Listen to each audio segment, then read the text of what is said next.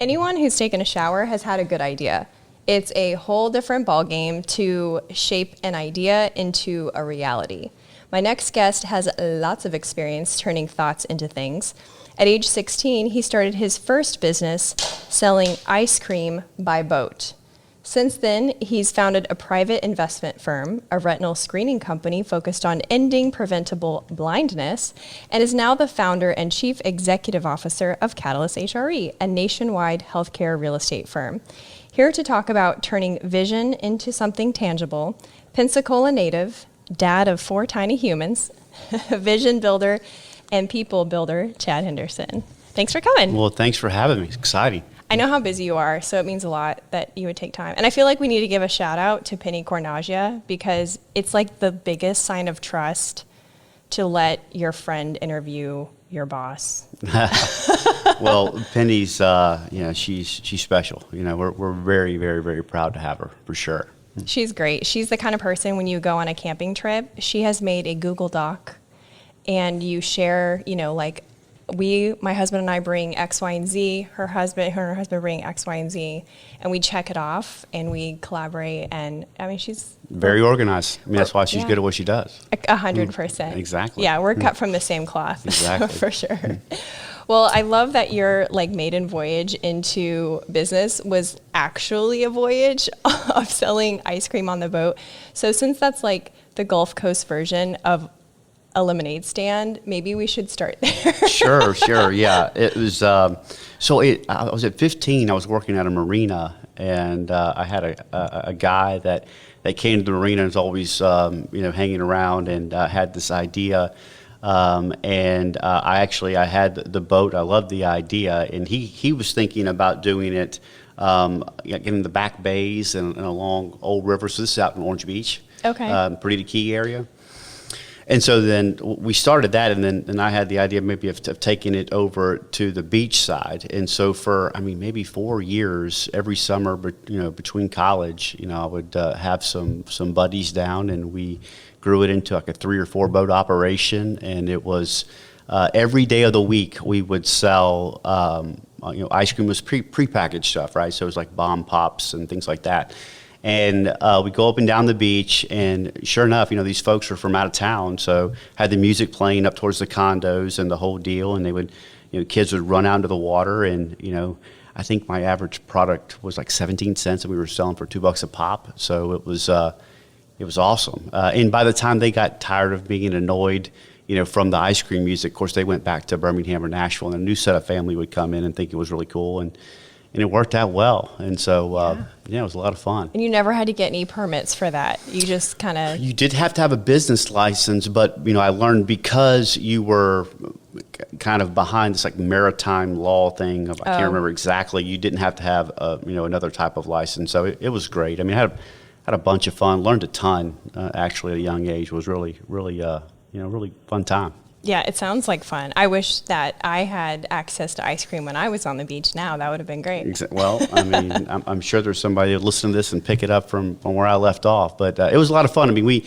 and then, of course, you got into college. And, of course, whatever money we made that day, we spent a lot of it at the Floribama that night. Of course you did. Of course we did. I'm glad to hear that, because then that tells me, you were a normal person. Oh, it's completely normal. Are you the kind of person that ideas just flow through your head all the time, nonstop? I think, one of the things that has benefited me is that I've always been one to hear other folks' stories and listening to how they got places or where they'd been. And I think that has kind of got, me thinking a lot about different things and how to maybe approach things a little differently. So I've always been one to reach out and listen to other people's stories. And I think that's a really big part of kind of how it crafted my journey, is that, there's a lot of interesting people out there and a lot of people that have been successful in their own way. And certainly you can measure success a ton of different ways, not just by, wealth. So I was one to always reach out and hear people's story. And I think that kind of helped, me think about different ideas and, what to focus on. So you saw the importance of basically mentorship on some spectrum. Sure. From an early age. Yeah, I also think that, I was really blessed kind of the way I was raised. I was raised in a really tight family, for the good, bad, and, the annoying. We have a big family, and it's a lot of fun. And I grew up next to my grandparents. And my papa was always a huge inspiration to me. But I think it was very telling that, and I actually say this in our company today, we want to have a really high say-to-do ratio, right? You want to, do what you say and say what you do. And I think, kind of like timeless characteristics, of honesty and doing right by people can take you a long way. So I think that, coupled, with, having mentorships in business that, can really, help share stories. And I had one, he's still a great mentor to me today, but he told me, he said, Chad, he says, I've walked around the front yard for a long time, and I've stepped on a whole bunch of rakes. So maybe I can help you avoid, stepping on a rake or two. And I think that's exactly right? You want to listen to folks and hear their stories and see where they failed and where they succeeded and learn from that. That's interesting that you bring that up, because I did want to ask you about, since you talk with a lot of people, you do a lot of networking, you're definitely like a Pensacola guy, what rakes have you seen other people step on that keeps them from taking a great idea and just not doing anything with it? I think a lot of it first is just kind of the fear of stepping out, right? I mean, and the fear of failure. And there have been a ton of things that I've experienced that have not gone right. And so, but I think that, anything that's worth doing is worth taking a little bit of risk. And I think, but if you have just some persistence about you and know that, it's not going to happen overnight, I think that can certainly shape in the way in which you think about things and kind of efforts and keeping after it. But certainly have seen other business folks maybe have over leveraged or maybe risk too much. But when you believe in something, then certainly I think there's an element of absolutely believing in yourself. If you don't believe in yourself, I'm not sure a whole lot of other folks will. So I think it starts there, and you got to be very aware of your surroundings and not get in too deep, but at the same time believe in yourself and be persistent. I could definitely see where all that comes into play with having a mentor, because you just said believe in yourself, but don't get yourself in too deep. Basically, right? Expectation management. And, fear of failure. So reframing that fear and doing all of that alone is awful. Right. It's right. Like impossible. Absolutely. Do you feel like, how can people who are wannabe entrepreneurs, maybe in a 9-to-5 right now, reframe failure, or even maybe test the waters so that it's less of a sting, if they want to try out one of their ideas? Right. So I think that, anything that you do with an idea, I mean, some of the things that I think about is that maybe start small, right? I mean, so you're going to, bites at the elephant, don't eat it all at one time, but start small.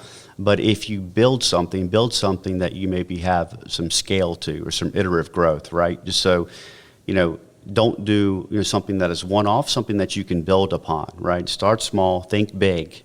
But, build something that you can scale. And scale can mean a lot of different things, right? It can mean by, scale, from a geography perspective, from a volume perspective, from an efficiency perspective. There's a lot of things that, encompass scale. But, I think, thinking big is great, but I think starting small is important. So almost like pick the idea that has the smallest barrier of entry, right, so that you can do it, but still have that 9-to-5. Well, maybe.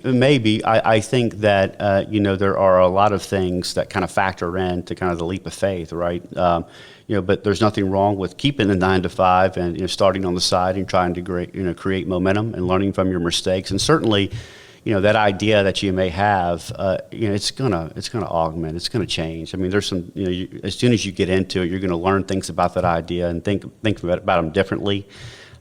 So, it's important, right? And to learn, trial and error certainly is something that's helpful.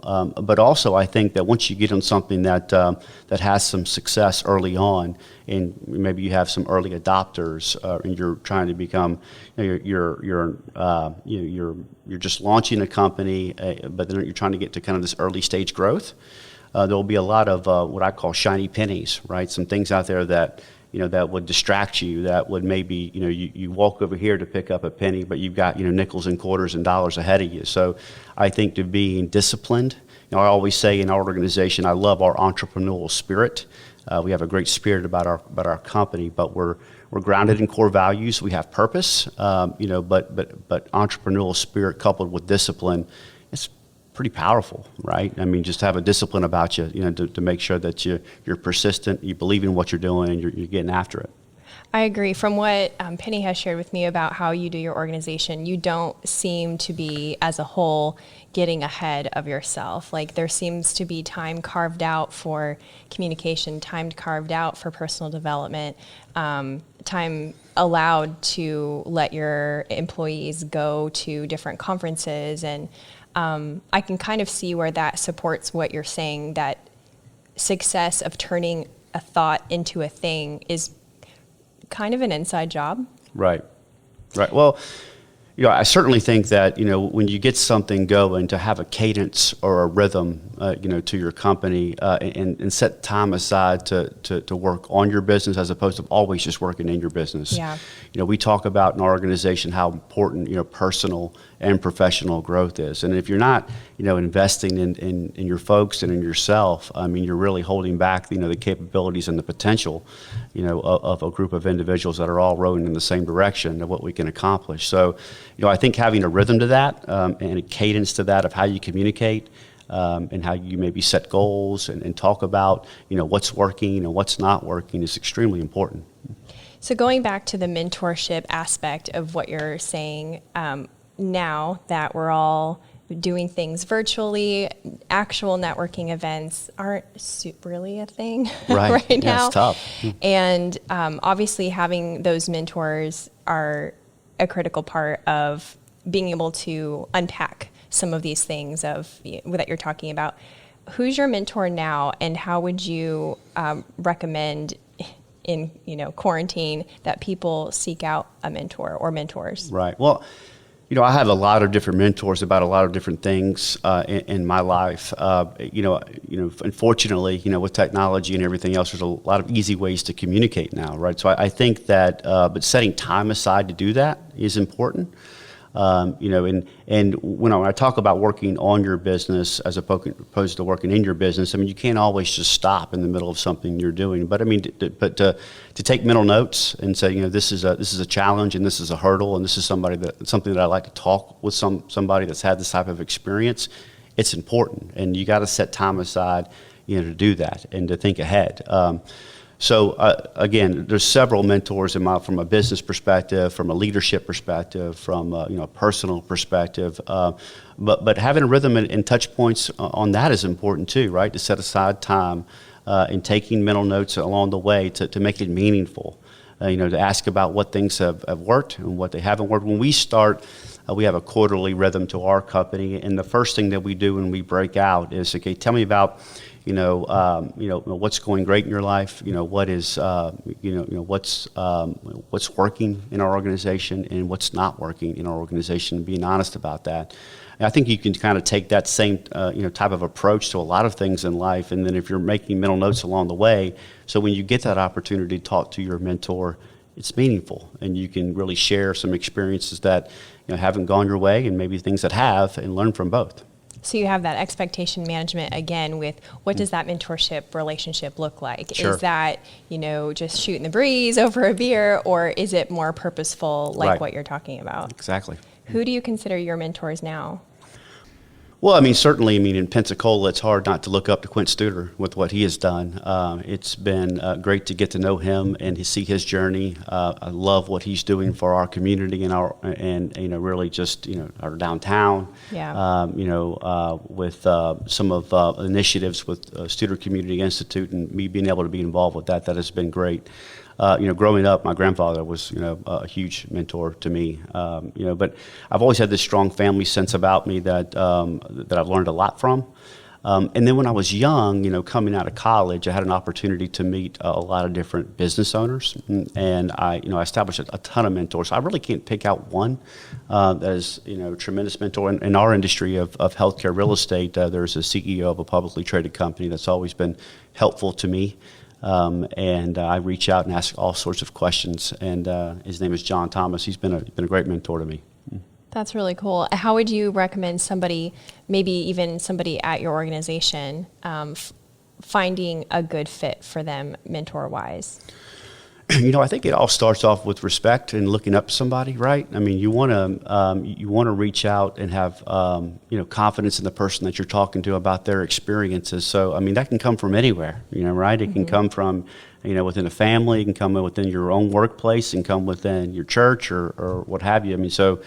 There's mentors all over the place. I think there are a lot of resources in our community that maybe other communities don't have, like the round tables within the Studer Community Institute that you can find, great mentors. And I think one thing is to have a mentor. It's another thing to have a group of folks that you can really just talk with, right? That maybe aren't mentors, but they're going through exactly what you're going through, and you can take a lot from their experiences.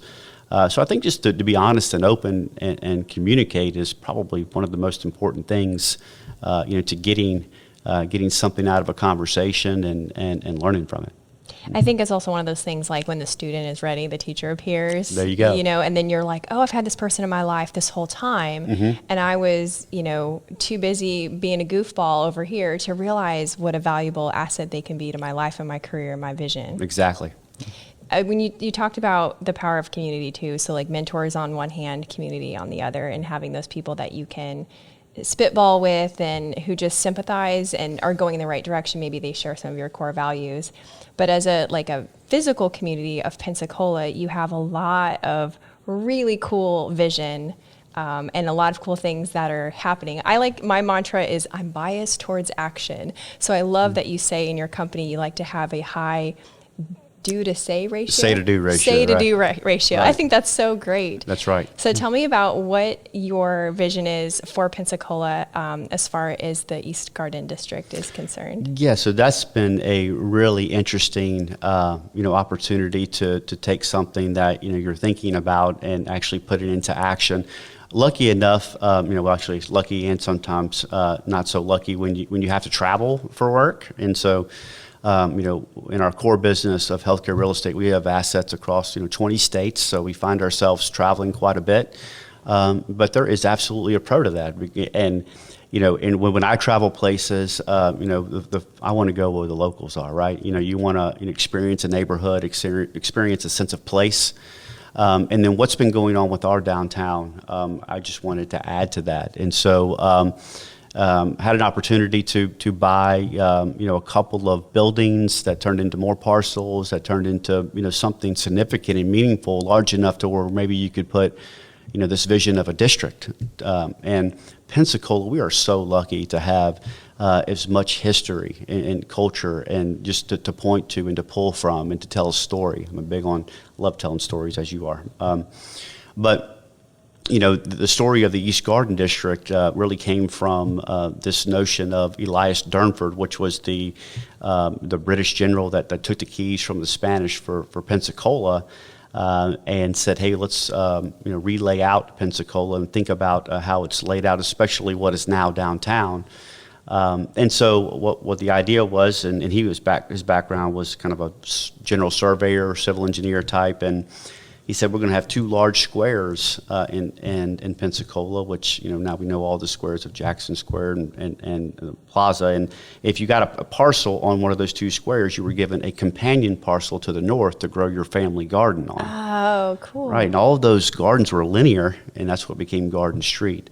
So to be able to tell a story and kind of weave that into what you're doing from a physical real estate development is something that's exciting.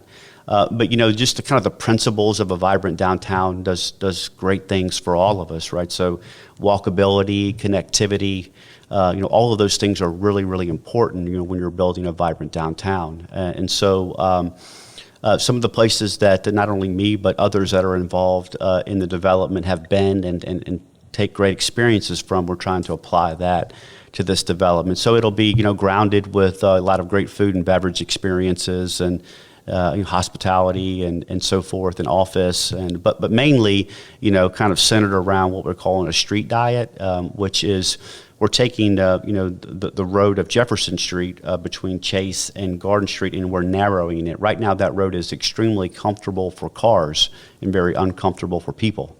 We'd love to switch that, right? We want to make it very comfortable for people, still have vehicular access, but the walkability of that and kind of the ground floor activation of all the buildings, again, to create this vibrancy is something that's important. And really, over there at Perfect Plain has done a great job. DC Reeves has done a great job, creating a place for folks to gather, and we want to build from that. That's so interesting. I really expected you to say, when I asked you that question, I expected you to be like, well, I have a vision of a restaurant and I have a vision of a X business and Y business. And you did mention those things, but that wasn't like the first thing that you mentioned. And I kind of see that as a pattern of people that have great vision, is that they start with the macro. It's like an inverted triangle, and then they work down to the micro. Right. Well, I think that, there's this notion of placemaking and having a sense of place and a sense of, even arrival, that I feel like I'm in this node in this neighborhood that's super cool, and I want to hang out here, and I want to spend, time and money here. And that's really what it's about, is that you want to spend time there. Yeah. And if you create this sense of place, and again, kind of back to my previous statement, is that when I go to places, I say, I want to go where the locals are. I mean, I think if you create a place, and I've had a great friend of mine, Rob Spanger, tell me this, that you create a sense of place that the locals enjoy coming to, then everybody else who visits that area wants to go there and spend time as well. Well, I look forward to that. What's the is there a completion date? I know. Well, current events have changed that. There's a lot of different components. Certainly, COVID has affected the timeline, but we're absolutely committed to it. We're going to start construction on the street diet aspect of it, this first quarter of 2021, and there are a lot of other exciting things right behind that. So, we'd love to have it completely built out in 24, 36 months. But, we're also kind of an unprecedented time, especially around food and beverage and hospitality, which is essentially the beating heart of this development. So, we're monitoring it, and we're still moving design forward and having great conversations with operators. So we're looking forward to kicking it off this quarter.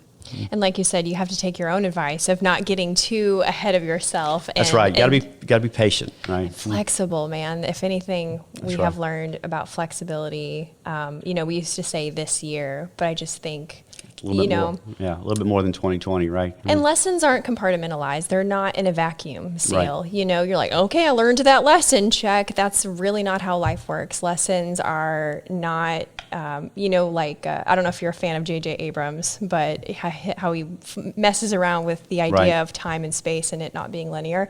Lessons in life aren't linear. Right. Vision isn't necessarily linear. It applies to a lot of different things. So, well, as we wrap up, what advice would you give to someone out there who wants to take that next step and turn a thought into a thing, not as a linear, like practical next step, but as a lifestyle? What advice would you impart to them? Yeah, well, I think it starts with believing in yourself, right? I mean, again, we talked about it. If you believe in yourself, then other people will probably, and there's certainly, you got to have this element of confidence to you. You don't want to go overboard and have cockiness, right? But you want to be confident in what you're doing and be prepared. I mean, learn, ask questions. I've always said that the most, successful people in business are the best listeners. And so be able to listen. And, the great thing about, folks that have had success is typically they like to tell their story and they like to talk about themselves. So go listen and go ask questions. And they have certainly stepped on rakes in the yard, learn about those things that didn't go so well. And that's all part of getting prepared, believing in yourself. And finding the right time to take the leap of the faith. I always say that, we don't want to, don't let, don't let great and perfect get in the way of good. I mean, you're starting to wait for that perfect time. Sometimes you just gotta take the leap of faith and get after it. Such true words. Mm-hmm. And it does require that element of self-awareness and being in touch with, am I truly waiting for an important milestone to happen, or am I creatively procrastinating? Exactly. Does the laundry look particularly appealing right now because the laundry needs to be done, or because I don't want to do the other thing? Where can people keep up with you on online and social media to see what you're doing and keep in touch? Well, certainly, the East Garden District in particular, we're out on social media, sharing our milestones and our progress. From Catalyst Healthcare Real Estate perspective, we keep our website, very up to date and active on LinkedIn and other social media outlets. So certainly, those are great ways. But I would say that for those who are interested in Pensacola and in kind of the further renaissance of our downtown, CivicCon is a great way to learn about the elements that we're trying to put to work. And CivicCon is with Studer Community Institute that has done a great job of bringing in speakers from all over and subject matter experts in certain aspects of downtown growth. And folks that want to learn more about that, I think it'd be a great way. And a lot of what I'm doing is, just implementing elements that I've heard or learned from places like CivicCon. Yeah, being biased towards action. Exactly. Well, if you're listening or watching this and you want the summary of what we talked about in a nice, neat, cute little, email, then make sure you text REAL, REAL, to 66866, and yours truly will give that to you. You're welcome. So thanks again for coming. That's awesome. That's a wrap. Well, thanks very much.